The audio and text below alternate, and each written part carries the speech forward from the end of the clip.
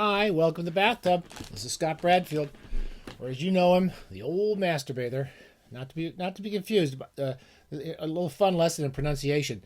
So every few weeks, we still get emails from people who want to tell us how to pronounce Nabokov's name, or Nabokov, or Nobukuki. We call him Nobukuki in this house.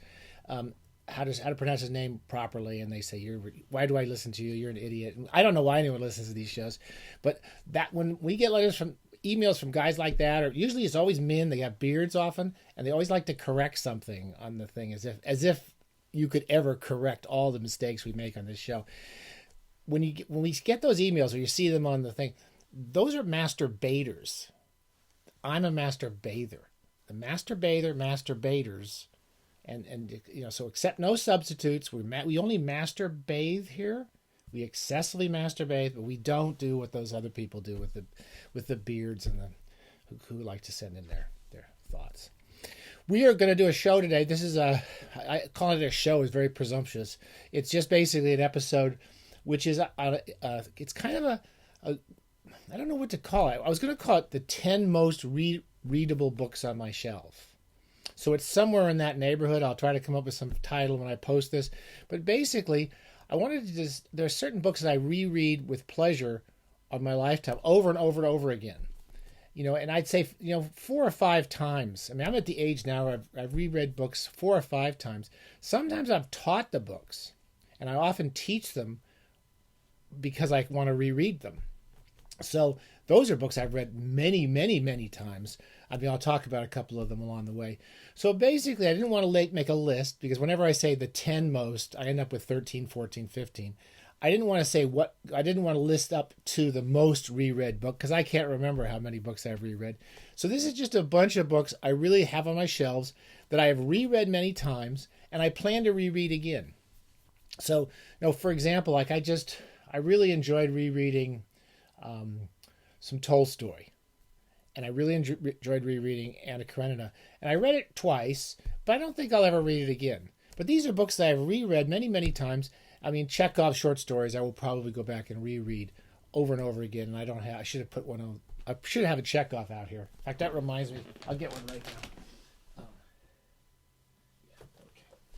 So I'm going to have to do like 2 episodes, because as usual, the masturbator, once I start masturbating, I can't stop.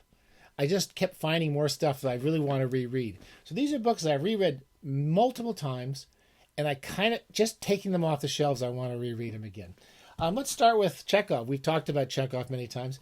I've had many different editions of Chekhov, and I don't know. I guess I'd probably go straight to Lady with Lapdog and other stories, even though all the volumes I have of Chekhov are worth reading, simply because it has so many stories that I love the most of his, such as The Grasshopper and A Boring Story and Ward 6. We've talked about them.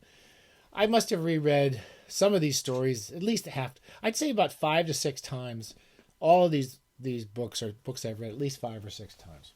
I'm just going to go through them as I've stacked them haphazardly around the office. I'm going to have to do 2 episodes because you know me. Once I stop masturbating, I can't stop. Tender is the Night. Okay. Lots of people love Great Gatsby. My students are constantly, I ask them what's their favorite book, and they always say Great Gatsby. I think it's because they read it in high school. They always give me books that they read in high school because they haven't read much else. Tender is the Night is 10 times better. I like Great Gatsby. I've reread it many times. I didn't ever taught it because I'm just not excited when I read The Great Gatsby. I'm totally excited by Tender is the Night. This is a beautiful, beautiful piece of writing.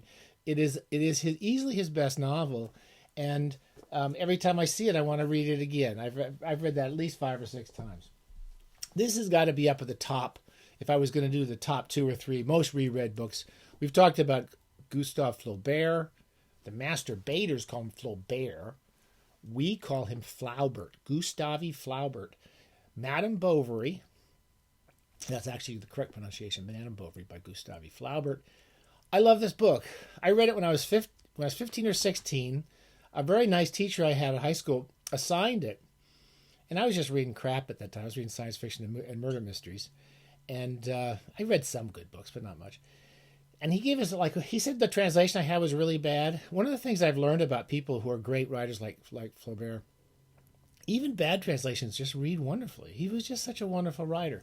I've read this book 6 or 8 times. We're about to gear up. We're going to do a special episode on Madame Bovary in the next few weeks or so, because I want to reread it for various reasons, and just because I haven't read it in a few years. And I'll tell my stories about Madame Bovary. I find that this, of all the classic novels, this seems to be the one that contemporary readers have trouble with. I'm always surprised by how many people don't like this book, but it's one of my all-time favorite novels. Wonderful writer, wonderful book. Here's an odd book that I picked. So these are not books you should read. I don't give you lessons like, say, you must read these 10 books and reread these 10 books. That's the master baiters give you those lists. This is the master bather. These are just books I selfishly want to reread again. This is called Isle of the Dead. You know, I have an obsessive love for these old paperbacks from my youth, but they were also beautiful books. Roger Zelazny, Isle of the Dead. I read this when I was about 14 when it came out. Part of the magic is definitely when these books came out, the Ace Science Fiction specials. But this was a magical book when I read it. When I first read it, I liked Zelazny a lot as a kid, but this one particularly hit me. And it was something very haunting about it. And every 10 years or so, I take it out, sometimes at Christmas, and I read it again. And it doesn't hold up as well as it did. A lot of Zelazny doesn't hold up quite as well, but there's still some magic in the book. The interesting part is that he likes to write about these immortals. It's kind of a first-person account of this immortal who's lived for eons and eons. And there's this huge backstory in it of all the weird adventures and characters he's known in his life who hate him. I think that's the funny part. He's like an eternity of people who hate him. And they keep showing up throughout the book. And every time I reread it, I keep thinking, well, it's not quite as good as I remember, but I still enjoy it. Isle of the Dead by Roger Zelazny. I wanted to distinguish, this is like individual books that I like to reread. I wanted to mention, because people like Tom Dish, I kind of reread. We've talked about Tom Dish's books a lot. The Priest is the one I most want to reread. I haven't reread The Priest since I read it the first time many years ago. But I'm always rereading Tom Dish. There's not a single book of his that I love. But he's one of the, so there might be a separate list of writers I like to reread. Certain writers who I will reread in any case. But this is about individual books. So I like to reread all of Flaubert, but that one book is a book I reread over and over again. David Copperfield. Dickens was one of my first literary loves when I was a kid. And I still think David Copperfield's his best book. The whole thing about growing up as a youth and the childhood, going through this kind of horrific young adulthood, and then the kind of happiness he enjoys. It's about a book about a kid who goes through real difficulties and finds great happiness. It's a wonderful novel. I do want to reread that again soon. What have we got here? We've talked about Brian Moore, my old friend Brian, who I loved for many years before I met him. I was lucky enough to meet him and become friends with him. I'd been a big fan of his work. The first book I read of his, Lonely Passion of Judith Hearn, has these weird covers, the old Granada copies. They had these weird kind of picture covers, which I kind of like. And I always like the Granada books because they're kind of thin, easy to carry around. Anyway, I've reread all of Brian Moore's books many times. I've taught almost all of his books in classes. The one I've probably reread at least 8 or 10 times is The Lonely Passion of Judith Hearn, but I've read most of his books up in that neighborhood. And here's the one to read, really. If you haven't read him, give it a try. Here's what I kind of debated about. One of the first things we did here, before we were master bathers and we were still kind of masturbating a little bit, is I kind of tried to do I'd always wanted to kind of understand Ulysses by James Joyce. I've taught it a few times in classes, very unsuccessfully. I'm not a very good teacher of this book. And I finally found a way of teaching it a few years ago, about 10 years ago. I had a wonderful class at City Lit where we just read it out loud. We didn't even try to.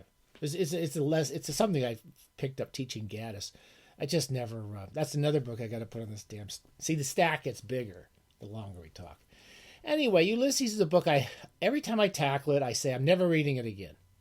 Every single time. And I get through it. I like it a little bit more. And there's certain passages, particularly when we talked about that way back in the early days of the masturbating, that I like some passages of this a lot now. And I'm starting to get through some of the passages I most hated, such as the one in the maternity hospital. I'm starting to almost like that section. And the last time I talked about this, I said I'm never reading it again. And now looking over the shelves, I kind of want to read it again. Okay, but I've read it at least 6 times, and I do still want to read it again. This is one of the first books I read the Tolkien volumes in this edition. I read all these when I was like 15, and they were great. I just read them all the way through. All the first Tolkien trilogy and The Hobbit when I was 15. Again, magical books when you're a kid. And I read them at least twice since then, mainly as a youth. I've never reread them as an adult. So this is the closest to not belonging on this list of books. Because all these others I've read at least every 10 years or so. And I want to reread that again someday. Here's another one. We've talked about some of these in different episodes. But here's one of my most reread books. The Stories of John Cheever. This edition, the red edition, with the little red book. I think we used to call it the little red book. It was kind of his collected stories. He left some things out. But this old Ballantine paperback, again, trade paperback, beautiful looking book like everything Ballantine did. And he's a great short story writer. I really enjoyed the biography of him by Blake, whose name I forget, Blake somebody. Very good biographer. And I read the biography. Everything I read about John Cheever, he sounds like kind of an asshole, but I love this book of stories. I definitely I've reread this at least 5 or maybe 4 or 5 times, because I read it over several years, and I tend to go back to the beginning. We'll put this on the short story merry-go-round soon. I have this edition, which is the wonderful Library of America edition, which I bought as soon as it came out. And it's kind of notable mainly because it includes some of his early stories, uncollected stories, which usually when they publish uncollected stories in volumes like this, they tend to suck. I really liked them. I remember really enjoying them. So anyway, that's the only reason. I kind of can't get rid of this one, just because even though I prefer reading it in the Little Red Book edition. Anyway, that's the first episode. Let me do one more. I try to keep these shows down to under. I don't think people should masturbate for more than 10 minutes in public. That's my other. It's become one of my mantras here at the bathtub. So I'm trying to keep these short. I'll do at least 2 episodes. Charles Portis. We did a lot with Charles Portis. The book I've reread the most is Masters of Atlantis. I like all his books, but Masters of Atlantis I've reread. Maybe I've only reread that 3 or 4 times. But I definitely have to read that a couple more times before I croak, which is not going to be soon. It's going to take a while. Anyway, happy bathing. So you had a fun pronunciation guide. You got to look at a whole bunch of cool books. And basically the whole premise is that these are books that I like to reread, and I know I want to reread again. And you might think about reading them one day, but you don't have to. You reread the books you love, and I'll give you one more section of these, I think. I've got another stack of books we haven't talked to for part 2.